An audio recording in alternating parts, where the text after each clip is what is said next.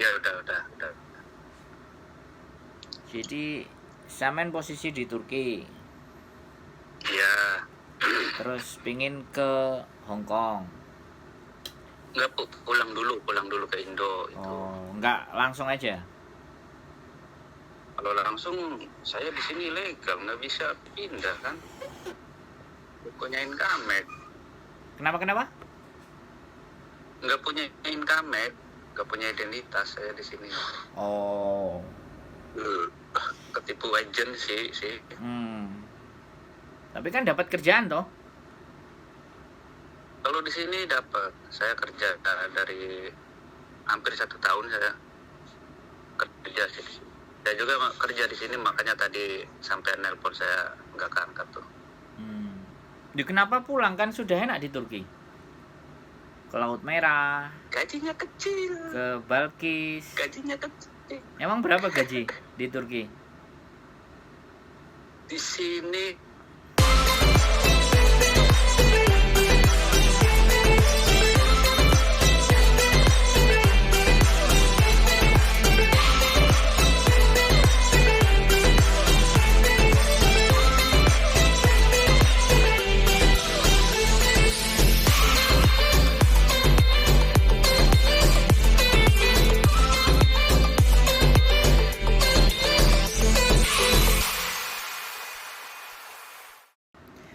Cari sinyal yang enak, Mas.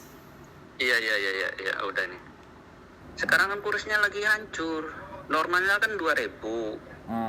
Sekarang kan 2.000 normalnya. Sekarang kan 800. Jadi separuhnya kan enggak. Berarti kalau kita jalan-jalan ke Turki, duit rupiah jadi lumayan gede ya? Oh, lumayan. Cuman di sini ini naik. Harga-harga, terus transport juga naik. Dulunya 5 TL, sekarang 7. Gitu. Tapi kan intinya kan kalau kita bawa Hong Kong dolar jalan-jalan ke Turki oke kan? Oke.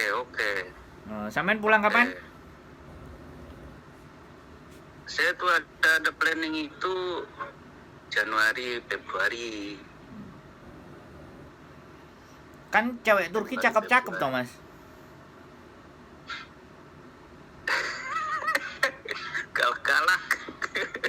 Galak.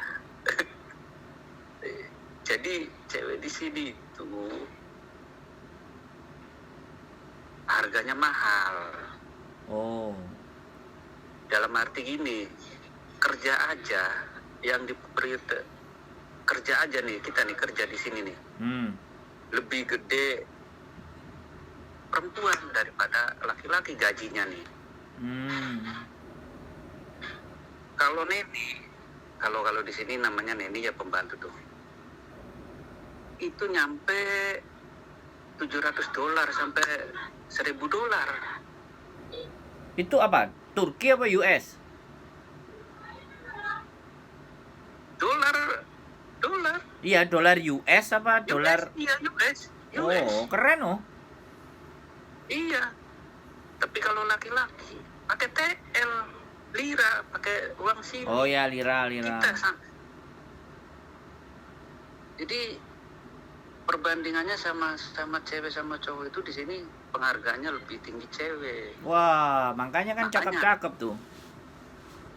Makanya orang Turki pengennya itu punya cewek Indo. Oh, soalnya cewek Turki prestisnya tinggi ya. Nah, terus cewek Indo kan itu baunya wangi-wangi.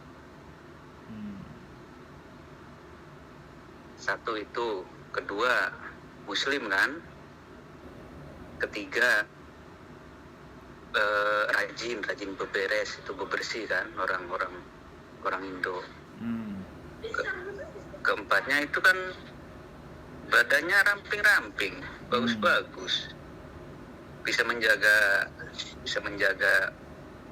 tubuh. Kelimanya mau dinikahin siri. Ngerti nggak? Karena orang sini kan ganteng-ganteng, modal tampang.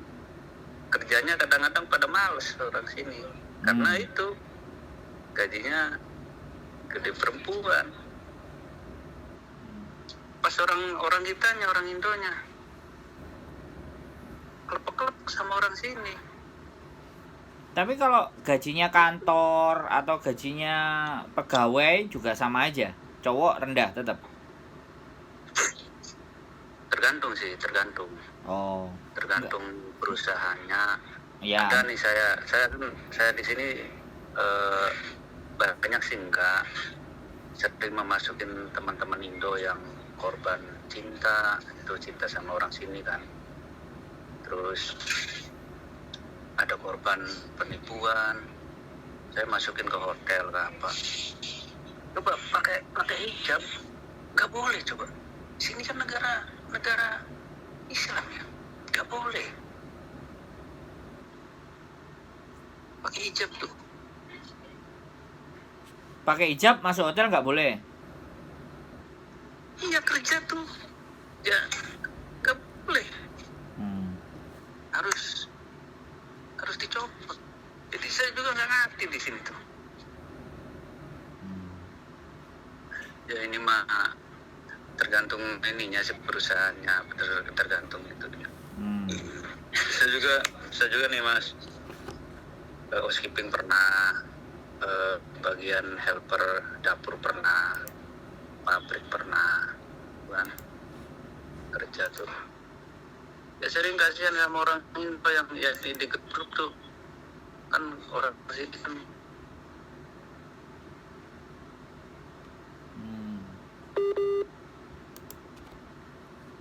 Itu kalau udah itu dimintain lagi orang sini mah, mintain lagi. Kadang-kadang mau pulang aja paspornya disita, jadi bikin lagi ke KJRI, bayar $50. Berarti US dollar laku ya di sana? Di sini tinggi. Oke, tinggi. Mantap. Bawa yang US. Bagus lira, yang bagus euro. Oh. Yang bagus itu euro. Tapi banyak orang Indonesia ya?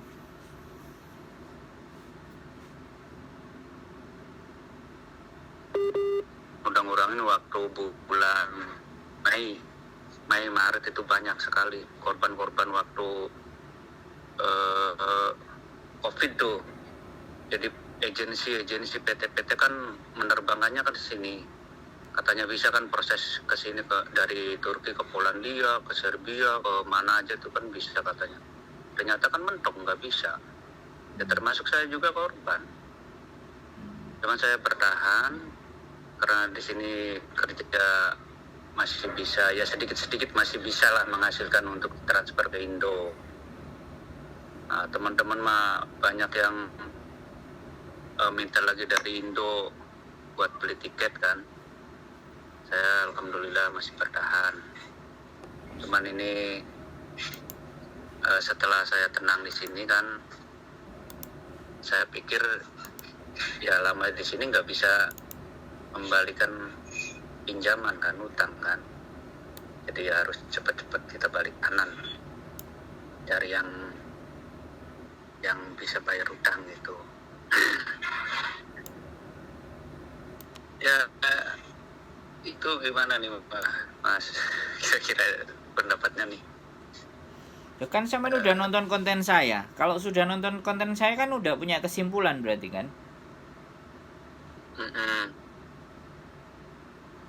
Ya kan udah punya kesimpulan, harusnya kan udah fix kan, udah tahu kan tidak ada pekerjaan untuk orang-orang yang nggak ada visa kan gitu. Dan cowok kan sekali lagi susah, kecuali kita punya kenalan gitu. Sampai nonton konten saya yang mana? Itu yang ya banyak sih, tapi yang pertama itu saya lihat waktu 3 tahun ke belakang tuh, waktu sampean masih ilegal gitu kan, masuk ke situ. Terus saya bisa bertahan di sini, hidup sambil kerja katanya tuh gitu. Jadi pembantu tuh 4 bulan katanya tuh. Berarti 2 itu sudah sampean lihat kan? Udah. Terus harusnya ada 3 lagi kan? Ada 3 yang posisi saya sudah aman, terus bercerita kan? Ya. Udah 6 tahun katanya tuh. Sekarang pertanyaan saya kembali lagi, sampean mau resmi atau seperti saya kayak gitu? Kalau resmi berat, kita harus cari majikan dulu. Tapi kalau seperti saya ya sudah bertahan sendiri, sampean kayak di Turki aja. Sistemnya udah kayak gitu aja, sama, aman. Jadi tidak ada identitas. Dan sekali lagi saya tidak ingin menyarankan seseorang untuk melakukan hal seperti itu walaupun saya berjuang gitu loh. Karena kemarin sempat ada yang ngikuti cara saya, kemudian bisa masuk, ya kan? Setelah di dalam dia nggak mampu bertahan, terus dia menyerahkan diri, ya kan? Begitu menyerahkan diri, kemudian ditanyain sama KJRI, dia langsung lempar. Saya nonton kontennya si Sandro. Nah dari situ ada berita dari saya, kasak kusuk di sana. Jadi ngomongin masalah bikin konten kok nggak bener, nyuruh orang kaburan, nyuruh orang ilegal. Nah di situ yang karena ada pernyataan seperti itu, saya membangun personal branding kan nggak sebentar Thomas. Dari 2013 saya datang, 2018